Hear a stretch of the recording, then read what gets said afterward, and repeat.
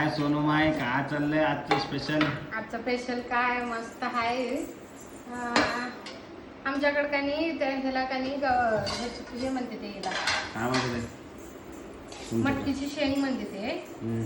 आणि फ्रेंड तुम्ही सांगा तुमच्याकडे ह्याला काय म्हणते ते. आमचं इकडे एक लोक गवारची फल्ली बी म्हणते ते, कोण कोण मटकीची शेंग म्हणते. आम्ही तर मटकीची शेंगच म्हणता बघा.